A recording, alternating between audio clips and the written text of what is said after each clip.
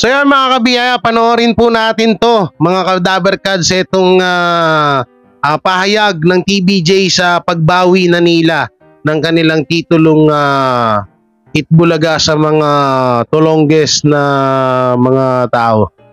Huwag natin patagalin, pakinggan na natin ho, no? Forward natin, no? Thank you very much. Congratulations po sa inyo ulit. Unahin na natin to our legal claims. We express our heartfelt thanks po. As a day. Tingnan nyo gaya ng ilang beses ko na yan sinabi, mga kabiyaya, na kaya hindi yan ginagamit ng TVJ dahil nire-respeto nila yung proseso ng kaso. Ayun yung matagal ko na sinasabi na yan kasi yung palaging binabato ng mga basher sa Tito Vic and Joey na bakit kung sila ang may-ari, bakit ayaw nilang gamitin? Kaya lagi namin sinasabi, kaya hindi ginagamit ng TVJ ang titulong Itbulaga dahil nire-respeto nila yung proseso ng kaso. Hindi naman kasi katulad ng TPINC or ng mga lusos na talagang kahit hindi naman talaga sila yung gumawa ng titulong Itbulaga, tingnan nyo yung kabastusan. Diba? Gamit-gamit nila kahit kahit hindi pa tapos yung kaso.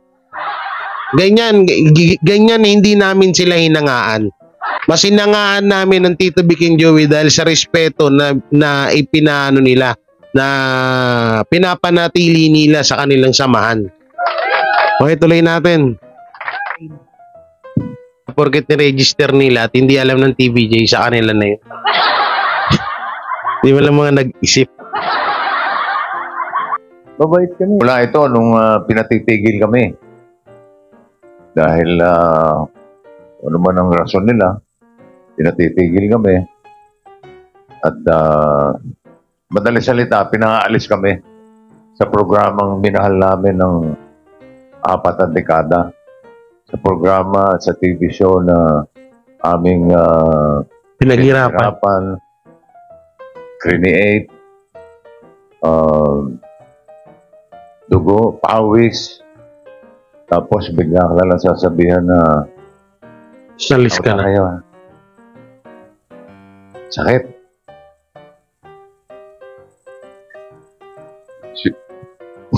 Siya ko kaiyak. Siya iyak ko. Nangiyak. So itong mga developments na to, kumbaga mas nag-inspire sa amin na ituloy. Sabi nga ni Ellen, Laban lang. Siguro another term that could be used, baka mas palatable kay paring Joey yung term, imbis na vindicated, officially recognized. Di ba? We are now officially recognized. Senador talaga yung mga linya nito. SP. Oo. Unang SP. Oo nga. Daming media. Mabait na nga kami. Sa tape ba tayo niyong pumunta sa tape? Thank you very much, Miss Ana. Bakit dito lang? And now we'd like to call Natalie Tumada from the Philippine Star. Miss Natalie? Galing din ako dyan. Alam mo naman ako Dahil mo pinanggalingan, Inquirer, Bulletin, Philippine Star, lahat yan ang galing ako. Marami pa. Tik-tik lang ang hindi ko pinagmulan. Pero baliit pa ako na. Okay, my question is for TVJ. So does this feel like an early Christmas gift? And also, when will you start using Itbulaga again? Will it be today? Yan, magandang tanong yan. Definitely. It's a Christmas gift. We're so happy about it being officially recognized by the government. Not just by the people, by law, ng batas. Officially recognized ng batas. So talagang parang early Christmas gift. Ngayon, perhaps after the press con or after today, we'll discuss the other legal matters on our own. Kung anong plano namin doon sa amin. Ang EAT, alam naman ng lahat kahit na yung mga, di ba, ini-interview namin sa Sugod Bahay. Nagpapasalamat sila sa EAT, sa Itbulaga alam nila talaga eh, na gano'n nga eh. Ang biro ko nga doon sa mga kausap namin noon sa korte. Sabi ko, alam ng tao, TVJ, Sid Bulaga, talaga is TVJ. Kayo lang ang hindi nakakaalam eh. Sabi ko, talagang kausap namin doon. Actually, Ang lakas ng pambasag nun, si Jacob. Kasi magaling yun eh. Pakitaan mo ng logo ng kotse, sasabihin niya sa'yo, kay mahal, kay mura. Alam ni 5 years old. 5 years Oh. Hindi, 3 years old. 3 years Okay. Ang mga kinakanta nun, sino yung One Direction? Jenny? Si Harry Styles. Harry Styles, pero ganun. Napag-aralan niya ngayon yung EIT. Naawa ako, yun, doon lumayak ako talaga. Dahil ito kinakanta niya. EIT. Tararan. Pati bata, biro mo. Pero, sabi nga ni, si model sa kanila. Ba, nandiyan si model? Yung mga, sabi nga ni Big Una, Big Una nagbitaw nun eh. Pag may sumisigaw sa sugod bahay, salamat sa Ed Bulaga. Natatawa kami, hindi kami, hindi yung katulad sa kabila, papagalitan, di ba? Kahit matatanda, binabastos nila. Kami hindi eh. Sasabihin lang namin, okay lang yung kami. Uy, narinig niyo yun? Kahit matanda, binabastos nila. Totoo yun. Ulitin natin Sampal sa mukha ng ano yun? Nagalustos yun? Papagalitan, di ba? Kahit matatanda, binabastos nila. Supalpal na naman! Narinig niyo na, dun sa kabila, kahit matanda, binabastos nila. Sa medyo masakit pakinggan, pero totoo po yun. Totoo yung sinabi ni inyo master na yun, no? Pero sa kanila, never sila nang bastos ng contestant kahit sa ano or ng audience na kahit Itbulaga yung sinasabi. Kami hindi eh. Sasabihin lang namin, okay lang yung kami rin naman yun. Isa lang naman. Kaya kahit E, okay lang kami. Kahit A, okay lang. Kahit T, okay lang.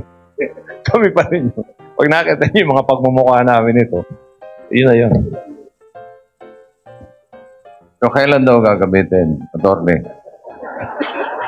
Kala mo, attorney Kala mo, attorney, wala kang masasabihin Actually, pwede naman, di ba, attorney? Yes po. Yung po, ang opinion po talaga ng Divina Law, Gamitin na! Grupo namin, pwede nang gamitin kahit noon pa, even before the decision came out. Dahil nga yung rehistro nila ay hindi naman para sa entertainment.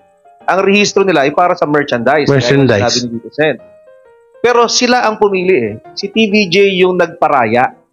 At sinabi na ayaw namin ng gulo. Total, may proseso, sundan natin yung proseso. Tingnan nyo, pinapili pa pala kayo. Ngayong lumabas na sinasabi mismo ng gobyerno na ang talagang may-ari, ang may karapatan sa title na Itbulaga at EB ay ang TVJ. Dapat sila naman ang rumispeto. Tama. Isa lang ang gagamit. Kung ang tanong, kailan pwedeng gamitin? Anytime, pwede na nilang gamitin. Yun! Thank you. Officially, pagpaplanuhan namin at pag-uusapan namin mamaya katapos. Yung theme song, Tito Sen. Definitely. Walang problema yung team song. Talaga namang... Alam mo, malaki problema nung kabila eh. Bakit? Hindi nila makanta eh. Oh. May Tito Big and Joey. Yun ang malaki problema nila. Big and Joey. Definitely sa kanta pwede na namin gamitin yun. I plan to do that today. Yun o! Abangan natin yan! Pasisigawin namin yung audience lang. Para mabait pa rin kami. Siguro pag tumigil na yung may gumagamit na iba at nagpakita ng respeto, yun na siguro ang tamang panahon. Di ba, Mayor? Kasi, alam nyo, bossing, parang respeto yung sinasabi ni bossing, naantay niya. Kasi dapat pa lang nung una pa lang. Sa inyo pa nga lang, hindi kayo nirespeto eh. Paano pa kaya ngayon na putok na yung issue? Na nanggagaliitin na yun sila. Ewan ko na lang, ha? Pero malay nyo naman, madala pa rin naman sila. Mahimasmasan. Kasi ito kung usapan respeto, dapat noon pa lang na pasimula, noon pa lang na etong Tito Vic and Joey, nirespeto nila. Bakit puro sila parinig? Yung mga host, diba? Ang babastos, diba? Yung ginawa nila sa Tito Vic and Joey, isa na sa kawalang respeto yun. Puro dighay ako, Ngayon, kung usapan respeto, doon pa lang sa kaso, hindi naman nila ginawa ba nila? Kahit nga tumatakbo yung kaso, gamit-gamit nila yung titulong Itbulaga. Ibig sabihin, yun? Pang-disrespect yun, ha? Pangwawalang respeto yun, yung ginagawa nila. Dahil tingnan nyo, Tito Vic and Joey, ginamit ba nila? Diba, hindi kasi nirespeto nila yung inayaan muna nila na matapos yung kaso. Magkaroon ng linaw na, tsaka nila gagamitin. Tingnan nyo, ilang beses pa pala kayo pa yung pinapili, kayo pa yung pinagbigyan pala. Tapos nagmumukha sa mga vlogger nyo, Tito Vic and Joey ang masama. Tingnan nyo kagaguhan na pinaggagawa nyo. Tingnan nyo, kayo mga vlogger ng Taypayensi, tingnan nyo. Nakakahiya to. Kayo pa pala yung pinagbigyan, kayo pa yung mga bastos. No, kayo pa pala yung mga pinagbigyan, kayo pa yung mga bastos pala talaga. Pero nyo kayo pa nga inayaan pumili kung anong pipiliin nyo. Ang lang dito, ang nakikita ko lang dito sa interview na to, parang mga kabiyaya, mga kadabarkads, parang yung TVJ pa yung nag-adjust pala talaga sa kanila. Nasamantalang ang TVJ yung gumawa ng titulong Itbulaga, sila yung nagpakahirap ng ilang taon. Hindi naman sisikat yung pangalang Itbulaga na yan kung hindi dahil dito sa tatlo na to. Nakamantimang naman talaga. Diba? Kaya lang. Ngayon ko lang to narinig na parang sila pa yung nag-adjust. Tapos binagbigyan na pala nila yung mga halusos, yung Taypayensi na na tawag dito, na pumili.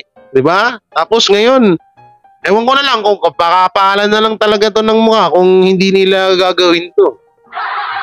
So mga kabiyaya, mga dabarkads, hanggang dito na lang yung video natin. Panoorin nyo na lang doon sa live ng TVJ yung pinaka-full video, no?